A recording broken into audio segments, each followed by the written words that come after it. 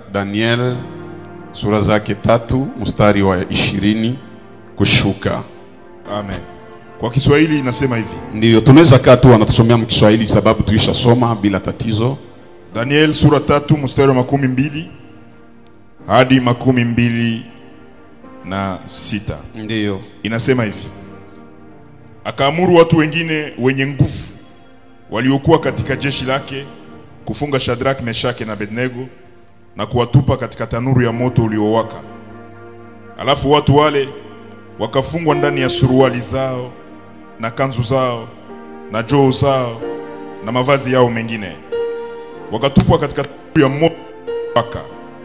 12. Basi kwa sababu amri ya mfalme ilikuwa ya haraka na tanuru ilikuwa moto sana, ulimi wa moto ukaua watu wale walioshika Shadrach, Meshaki na Abednego. Ndio. 13.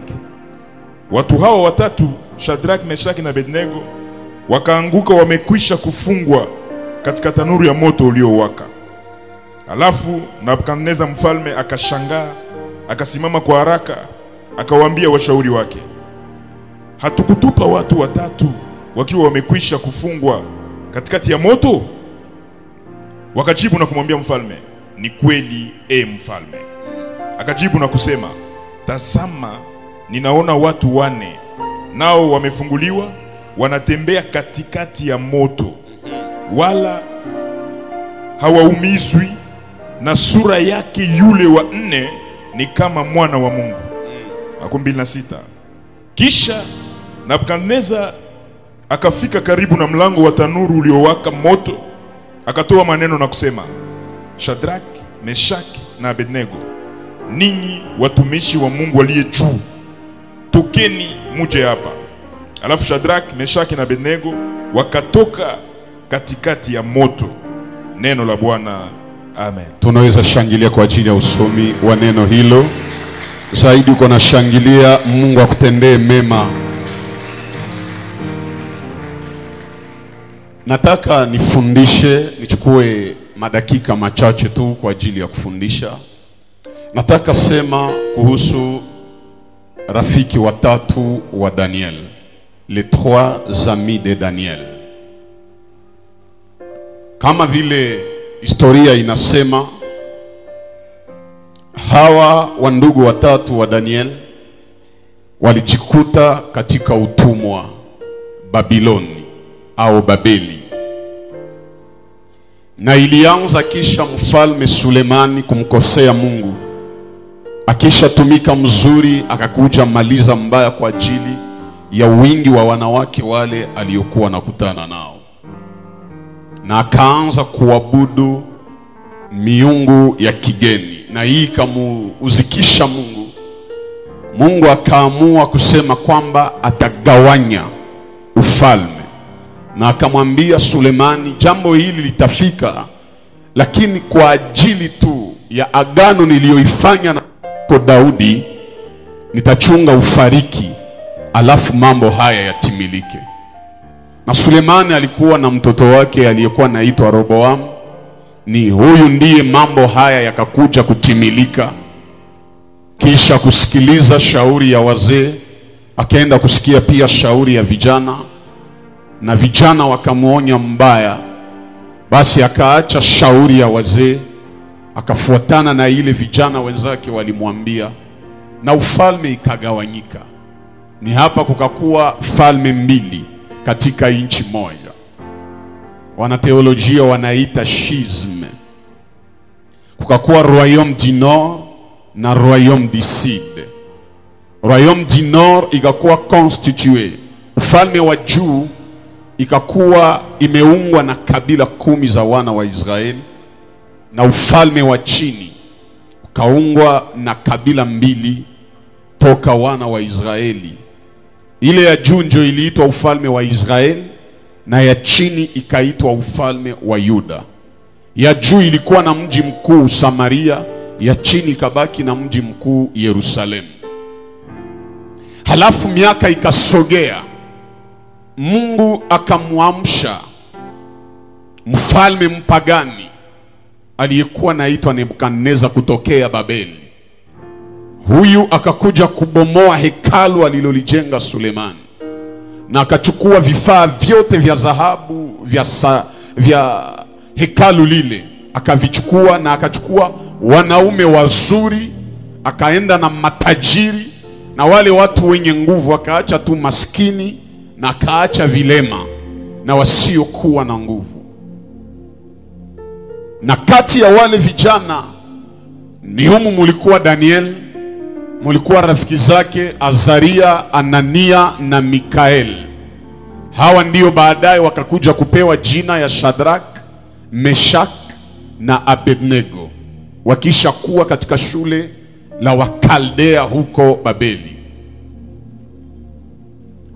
Lakini ninachofurahia na hawa ndugu, ingalao utumwa, hawakumwacha Mungu.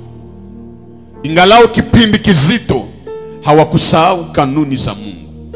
Ingalao majira mabaya, hawakuachana na njia na sheria ya Mungu. Ukristo haiko tu furaha. Hatuko waaminifu mbele ya Mungu juu vitu biko mzuri. Hata mambo hayakamati, lazima tujifunze kumwaminia na kumtegemea Mungu. Mungu hatakuwa tu na wewe sababu vitu biko bien. Hakikisha hata vitu haviko mzuri, ubakie mwaminifu kwake, sababu ni yeye pekee ndiye anaweza kubadilisha majira mabaya yageuke kuwa majira mazuri. Na huku walipokuwa katika sura 2 ya kitabu cha Daniel, Mfalme Nebukadnezar akapata ndoto, na kwa bahati mbaya alipoamka akasahau hiyo ndoto. Il ne se souvenait plus de son songe. Na Biblia nasema akaita tous ses gouverneurs, tous les magistrats, akaita batu yote ba sage, wa magicien, wasuda, wafumu, walozi, wote wa mngini, wa nchi, akawaikalisha na akawaambia, nina wasiwasi wala sina amani, sababu kuna ndoto nililota, nataka nielewe. Na wakamwambia, haina tatizo, unaweza tu kutuelezea ndoto, sisi tutakupa tafsiri. Lakini mfalme akawaambia, na ndoto sina na tafsiri sina. Wakamwambia, haiwezekani, lazima utupatie ndoto halafu sisi tutakupa tafsiri. Maandiko inasema mfalme akawa na ghadhabu kubwa, hasira kubwa, akawaambia, msiponipatia ndoto yangu na munipe tafsiri yake, nitawaharibu nyinyi, hata nyumba zenu nitabomoa. Na Biblia nasema hasira ya mfalme ilikuwa kubwa sana, na watu wote wakawa na wasiwasi. Andika hivi mbele niendelee. Kwenye mfalme alilala, hawa bandugu yake bakumsunguruka habakukuwa naye. Kwenye alilotea habakulota naye. Kwenye alipotezea vyake habakukuwa naye. Lakini sana alamuka anapoteza, anaanza shika mihali wenye habakumsaidia kupoteza vitu. Mara mingi mu maisha walipoteza vitu, ndio wanakuwaka ba problematic. Mara mingi wakufuatilia, kama siendelee, kama sipate ni juu ya fulani. Zamo ya niye peke ndio alikuwa ala base ya perte ya vitu yake. Ati ingine mbele ukondane wengine, angalia nini ulifanya juu upoteze vya binaacha, hauendelee mu maisha. Mfalme akatomboka na akawaambia, nitawaua. Nani atasema wakati mfalme ameongea? Hakuna. Na wote walikuwa natetemeka. Lakini Arioko, Arjok, mwenye alikuwa anasimamia Wakaldea yote na alikuwa proche wa roa, akafikishia Daniel habari. Akamwambia, mfalme amesema sie wote tutakufa juu ya ndoto yake yenye alipoteza. Napenda Daniel. Daniel hakuogopa. Wakati ingine kama uko na Mungu, hata usikie ma decisions za kuogopesha, usikue naogopa. Narudilia, usikue naogopa, sababu mwenye iko na Mungu hawezi tishwa na zoruba yoyote ile. Daniel akaambia Arioko, unipeleke mbele ya mfalme. Na walipomfikisha mbele ya mfalme akamwambia, mfalme, kuna nini? Mfalme akamwambia, mtauawa sababu nililota ndoto, hakuna mtu ananiletea suluhisho. Sikia jibu ya mfalme. Sikia jibu ya Daniel. Mimi nilifikiri Daniel atasema basi mfalme wewe utuue tu, lakini Daniel akaambia mfalme, na kusihi mfalme, kabla uchukue maamuzi yale, uniachie muda kidogo. Sikuombe wakati mrefu, niachie tu siku kidogo, na zile siku kidogo siende mdistraction, ninaenda fanya maombi. Manake Daniel alielewa kile kinaweza changer decision ya mfalme hapa ni maombi. Wanaoomba wana uwezo ya kubadilisha maamuzi makubwa makubwa iliyoshikika katika maisha ya watu.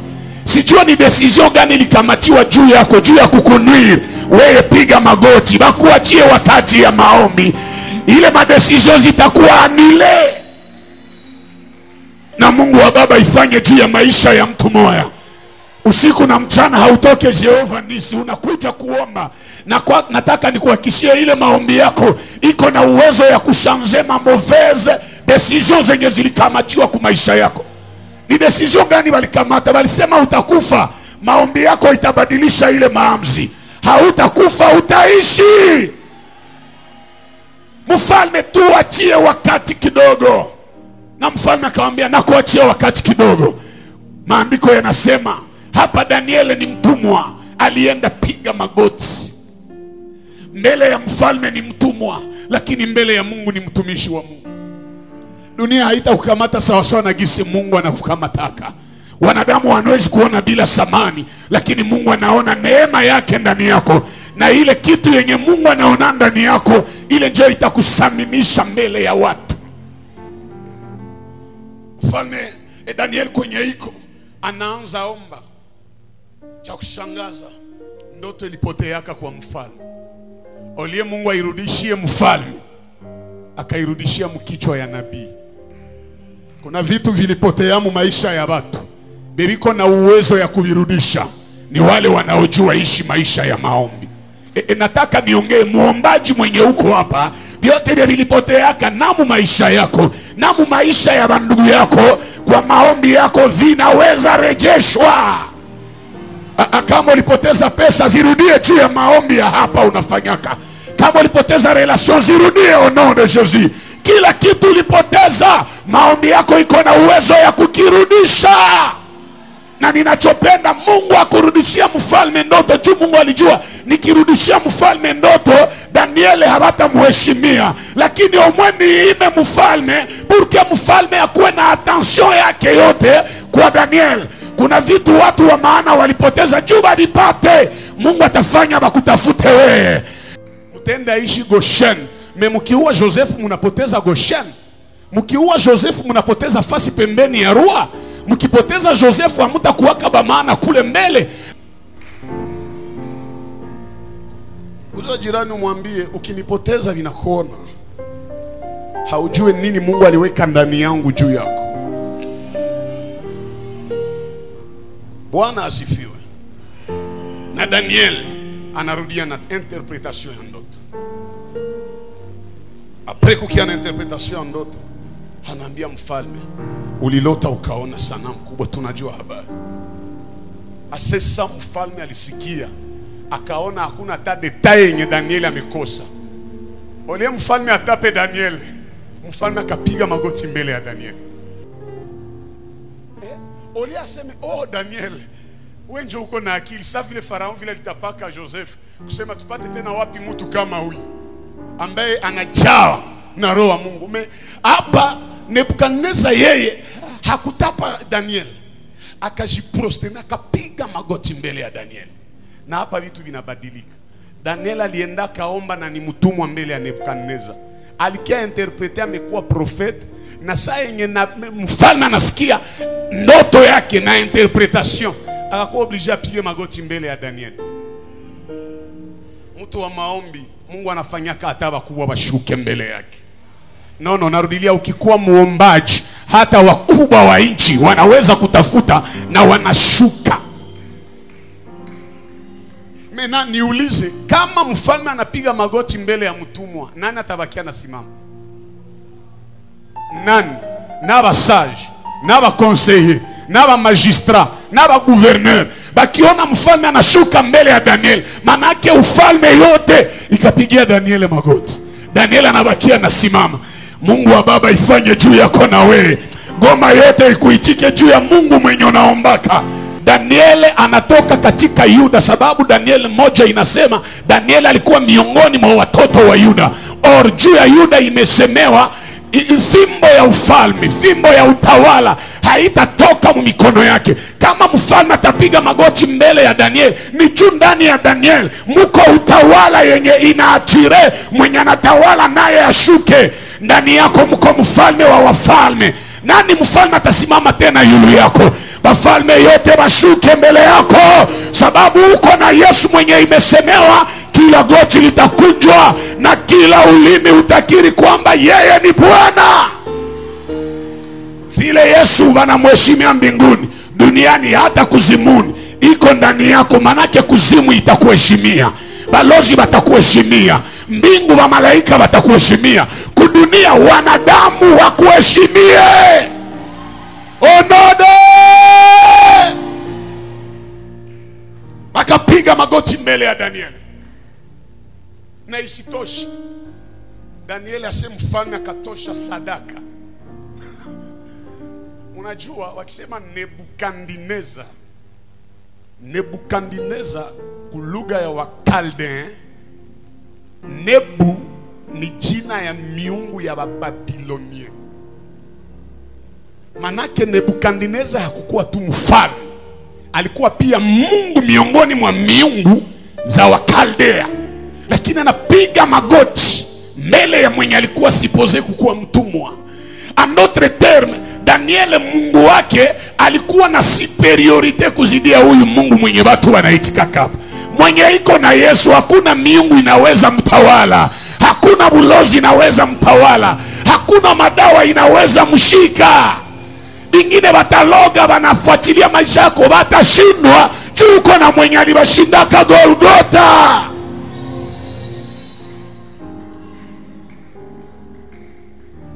Na basi wakampatia masakrifisi, maparfum mingi.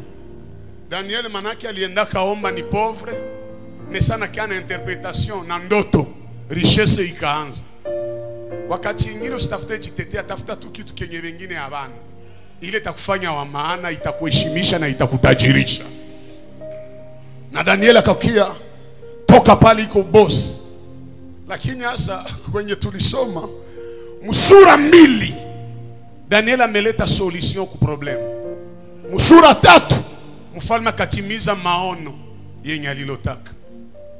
Ile statue yenye alilotaka mu Daniel 3 mfalme akaierige, akaitia ya burefu ya 60 kude manake ya 30 metre, na kaipatia largeur ya 10 kude manake 5 metre.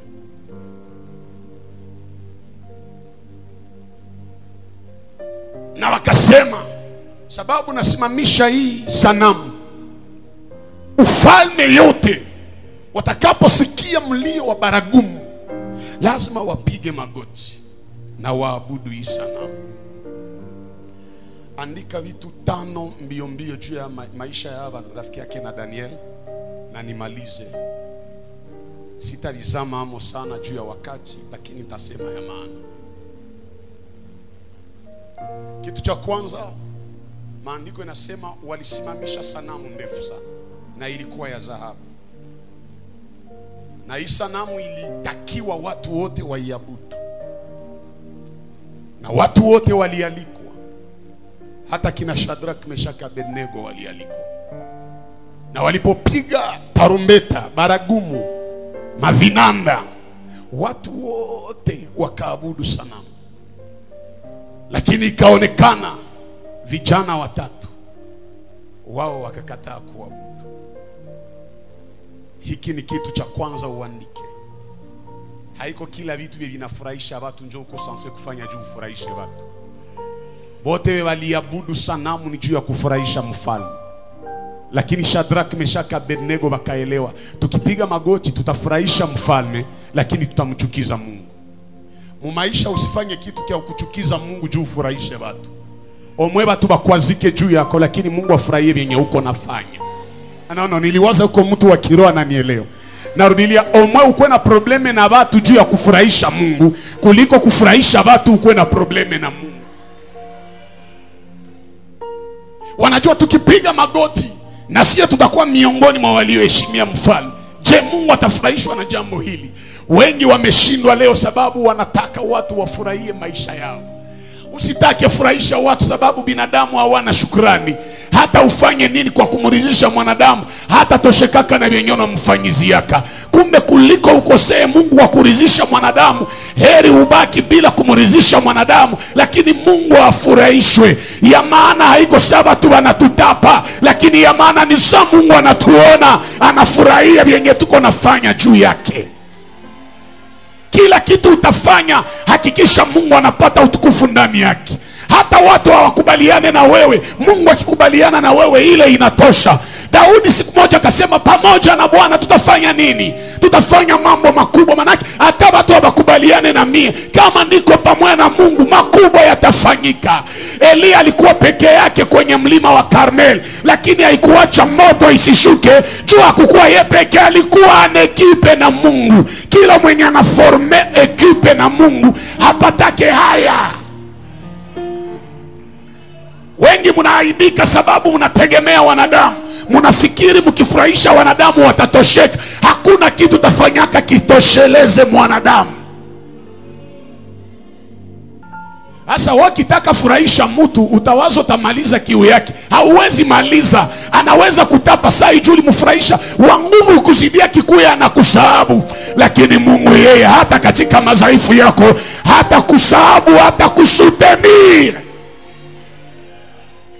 Usa jirani mwambie acha furahisha watu, furahisha Mungu. Niambilie jirani, hata unipendi kama Mungu ananipenda inatosha. Upendo wa Bwana inatosha, sababu kunichukia yako haitaacha Mungu anikatae. Na Mungu akinipenda ataleta wakunipenda.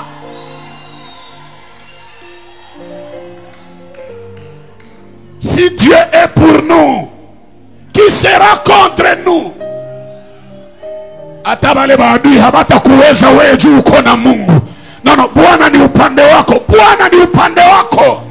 Hawakukubali wakunje magoti mbele ya sanamu, sababu walijua katika utamaduni ya Waebrania, ya Wayahudi, hatuwezi kukunja magoti yetu mbele ya miungu. Tunakunja magoti mbele ya aliyetuumba, aliyetoa mababu zetu toka utumwa wa Misri. Na walijua kama aliwatosha kule, tukibakia waaminifu kwake atatutoshoka na mwi utumwa.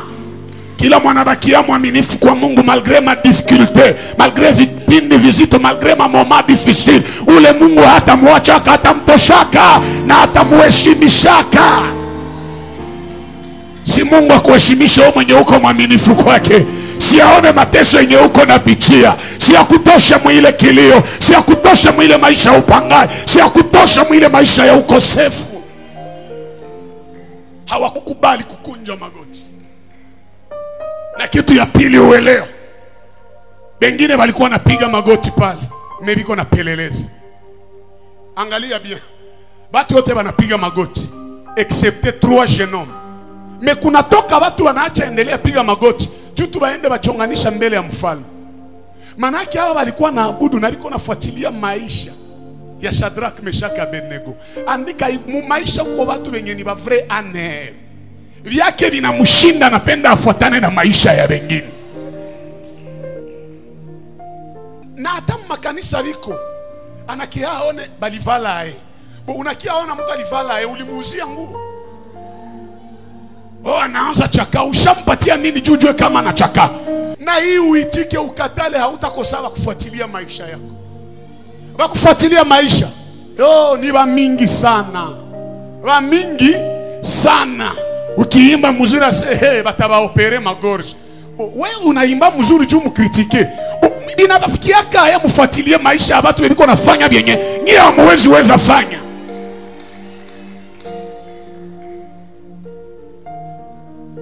Bapeto biko maisha. Basutwa mkiswahili ya dego. Basutwa maisha na bashinda. Mebiko pale tu juu ya masolo kupiga tu maneno ya watu. Ngwani kuambia, unajua fulani si anataka kufa, wewe ndio utakufa, yeye hata kufa.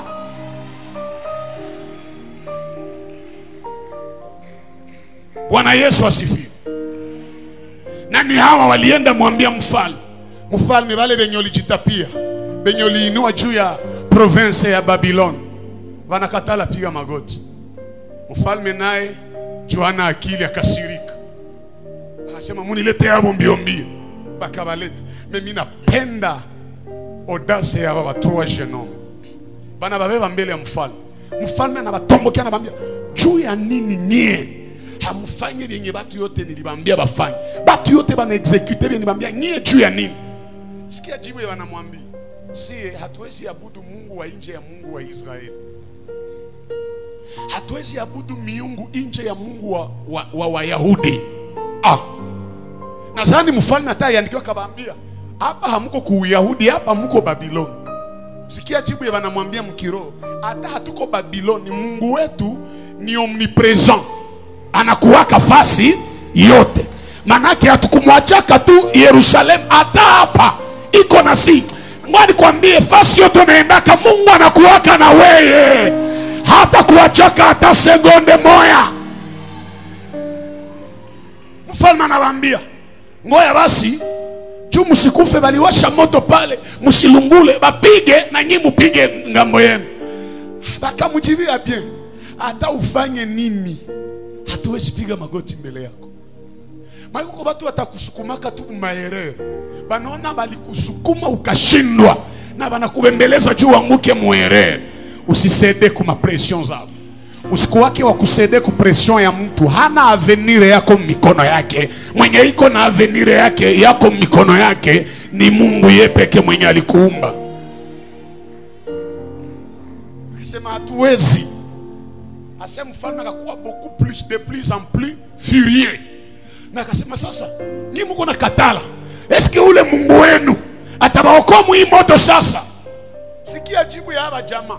Atuokoe awa situokoe, hatutaabudu Mungu wako, hatutaabudu sanamu yako. En d'autres termes, hatuko na Mungu juu tufanyizie vya kabambi. Hata inaonekana nakaa kimya, hatutamwacha. Bali tatufundisha wakati ingine utakuwa na Mungu na unajaribiwa na Mungu anabakia kimya. Kumbe kimya ya Mungu haiyakuwa njo point final. Iko na nyamaza kimya juu kuko utukufu yenye anaandaa zaidi ya ile. Mtu mwanipe amena nifungule kitu kidogo. Niulize, Mungu hakukuwa na uwezo ya kuwasaidia mbele ya mfalme? Si alikuwa na uwezo. Mejua nini ya kuwasaidia mbele ya mfalme? Juu Mungu alijua msibasaidia mbele ya mfalme, mfalme atasema ni mbele yangu ndio Mungu wao amenione. Na Mungu akachunga hali iharibike. Baba tosha mbele ya mfalme, juu mfalme hawezi bachoma. Kuko kia nguvu kuzidia mfalme ni tanuru ya moto. Bakibatia moto ndio Mungu awasaidie. Wakati ingine Mungu anakaa kimya malgré majaribu. Juu Mungu anaona ile jaribu haitaleta utukufu ya grave. Il faut jaribu ikomale, ndio utukufu ya Bwana itokee pale.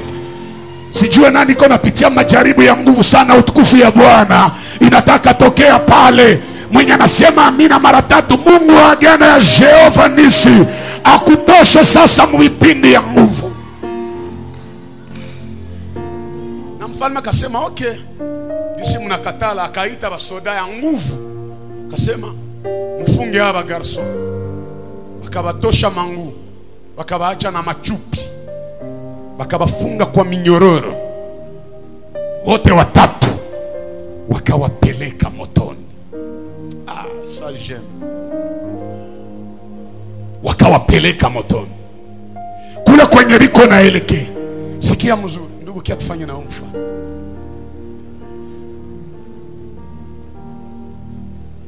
Atani mumoya ni mfano. Yenjo Shadrach, Meshach na nani?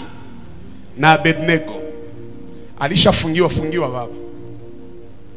Kufungiwa ya zamani walikuwa wanafunga shene hapa, inapanda miguu inapita mpaka mshingo. Kisha ile inakia funga, wote watatu wanafuatana. Manake wasodabe walipasha wawewa jua watupe mmoto, walikuwa autour yao na nyuma yao. Sinjo vile. Kisha tunaanza wabeba mmoto. Tanuru ya moto ile pale. Normalement, juba nafungwa. Mimi niko na babeba, sifoni ogope juba sikie nigeuza makuni ya nani? Ya tanuru. Niko na babeba. Mesoma Biblia bien.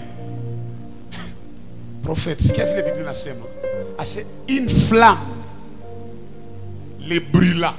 Abaseme la chaleur de la fournaise les brûla. Soma bien.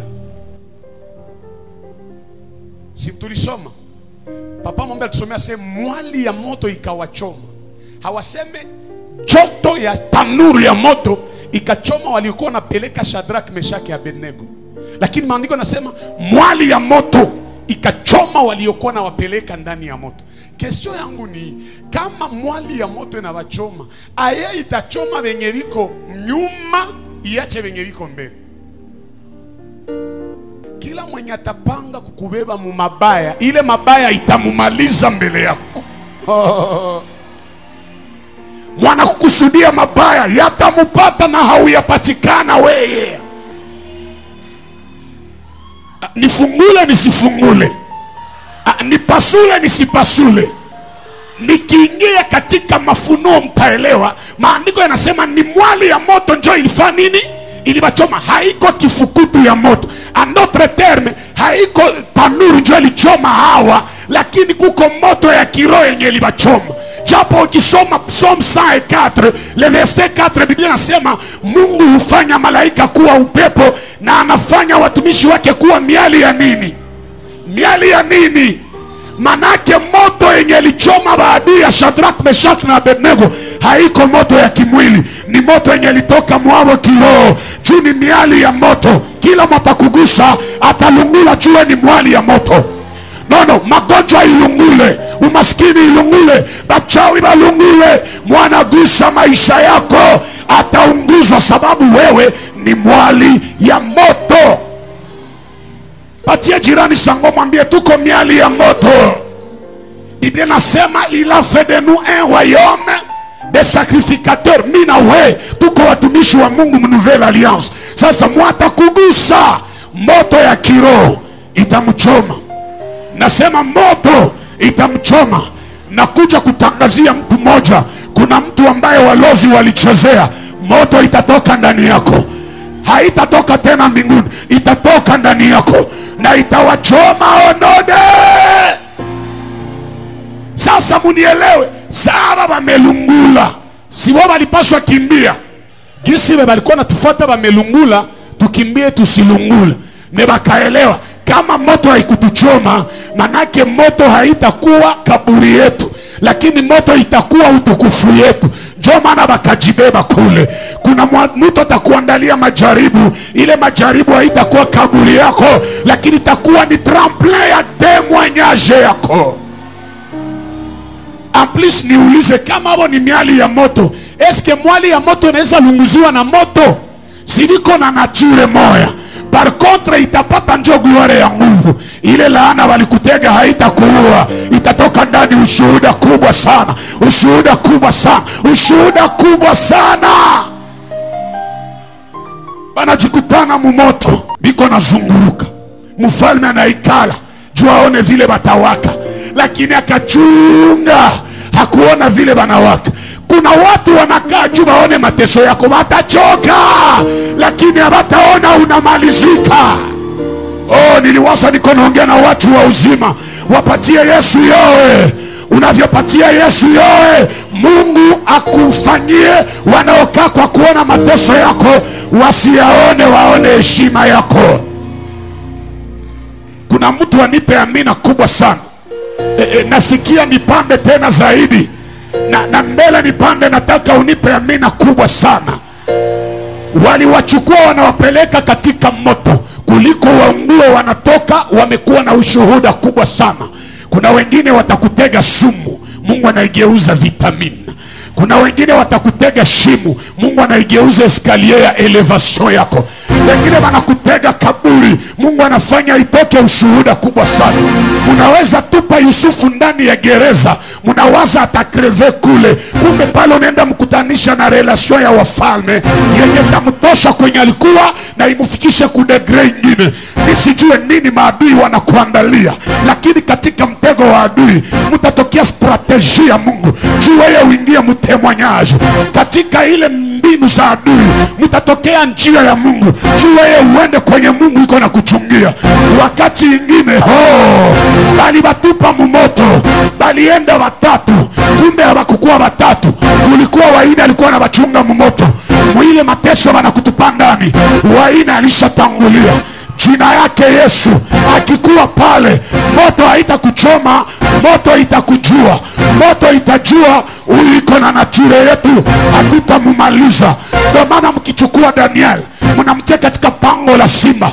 Mkumbuke Daniel ni wa kabila la Yuda, na Yakobo alisema Yuda ni simba. Mkitia Daniel mpango ya simba, simba zitaelewa huyu ni mwenzetu simba mwenye anafala mwili ya mtu. Na wewe Yesu mwaliamini anaitwa simba wa kabila la Yuda. Or Biblia nasema telile tel nusom, kama ni simba manake na wewe uko simba. Kama baba yetu ni simba na sisi tuko wana simba. Nguvu ya simba ni kungoroma. Ndio maana unangoroma kama maombi, na maombi yako itatetemekesha maadui. Hakuna kibaya kitakufanya mbaya.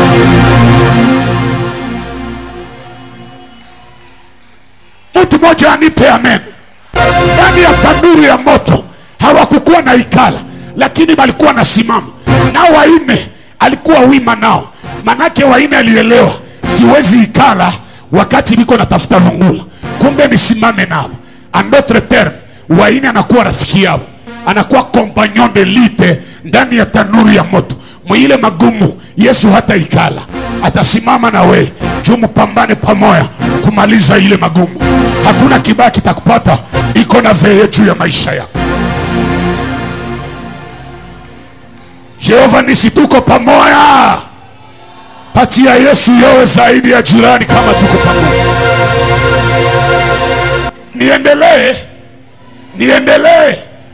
Ase mfalme alikuwa na ikala juu aone vile batalungulu. Mesali ona bien, akaona baine alors que alitia batatu. Akakuwa obligé ongea na bakonseiller. Akawauliza, je, hatukutupa watu watatu? Sikia detail, wamefungwa katika tanuru. Na wao akamwambia, mfalme, ni kweli tuliwatia watatu na walikuwa wamefungwa, lakini sikia usemi ya mfalme, sione tena watatu, ninaona watu waine na hawalala wanasimama. 2 hawana lien, hawana kifungo, meliko na makaleson zao. Mangoze tuliwafunga nazo hazilunguli.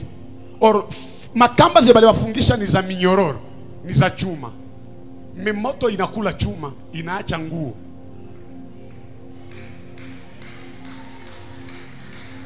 Manake na moto ilijua identifie awa wamefungiwa. Minyororo haiko yao, memanguo ni yao. Siku watakutia muadui, muhatari. Hatari tamaliza kenye hakiko kiako, kenye ni kiako hatari takiprotege.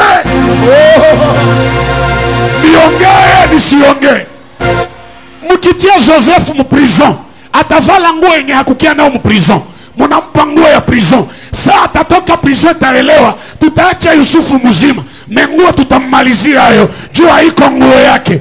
Ile mikoshi balikutega itakukatala, jua iko yako.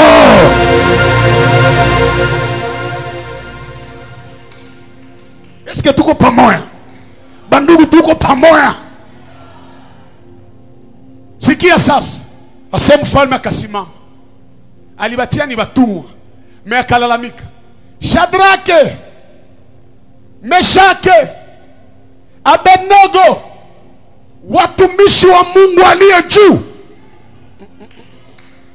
Sauli batia ukuwaita batumishi ya Mungu aliye juu. Mesawa napona mumoto, njo na reconnaître adui aitikake kama yaona yenye Mungu anafanya na wewe. Na mbele mwezi ishe wataona makubwa Bwana atatimiza na wewe. Shadrach, Meshach, Abednego, serviteur du Dieu suprême. Pale liko kimya. Wakati Mungu anakutetea wewe hauseme tena, uona kaaka kimya. Niseme nisiongee. Je vais dire ceci. Mwenye alikuwa adui yao maliordone waingie mumoto, ndio akageuka proclamateur wa gloire yao. Sijua kama mnanielewa. Celui qui était considéré comme ennemi de ces 3 jeunes hommes, il devient le proclamateurs de la gloire de ces trois jeunes hommes. Wale walionekana kuwa maadui yako ndio watatangaza ukubwa ya Mungu juu ya maisha yako. Na kitu minapenda presence ya mtu wa ine mumoto. Hakusema nao, lakini alinyamazisha moto. Alimaliza nguvu za moto. Maana mtu wa ine jina yake Yesu. Njoo Yesu ule homme, quatrième homme. Mwenye anatokea kanjo maana kufa ya Lazaro alifika siku ya ine. Juu ni mtu wa ine. Bwana Yesu asifiwe. Yeye peke Yesu njoo mwenye injili ine zinazungumzia. Yeye peke Yesu njoo les quatre êtres vivants. Yeye peke ni lion, yeye peke ni homme, yeye peke ni aigle na yeye peke ni veau. Maana yake chiffre 4 ni chiffre ya Yesu. Asa alichomokea mtanuru ya moto, jua naitwa moto ulao. Or moto ulao ni moto ya kukula. Me ile siku moto ikaingia mjene, juu moto ulao hakukula. Bia binakula wengine habita kukula wewe juu ya Yesu ndani yako. Na ile siku mtu wa ine yeye peke njoo alishuka, hakutuma malaika. Njoo alijua nikituma malaika, malaika anaweza kuwa frene muhewa. Juu Daniel siku mwali anza omba 21 jours. Bakatuma malaika Gabriel, bakamubania muheo. Na Yesu akajua mimi peke nikishuka hakuna matani bloke muheo. Mwile probleme yako Yesu hata tuma mtu, atakuya yeye peke na atamaliza matatizo yenye iko na ante maisha yako. Adui zangu wasifurahi kushindwa kwangu. Ee Bwana na adui furahi kushinda. Ee Bwana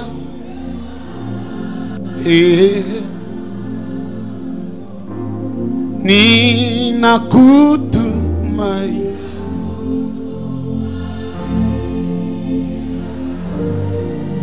Ili nisiaibe.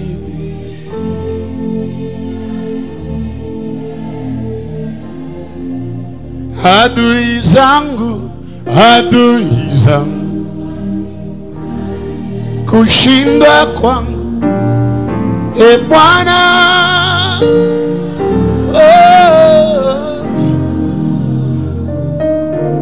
adui zangu furahia kushindwa kwangu. Ee Bwana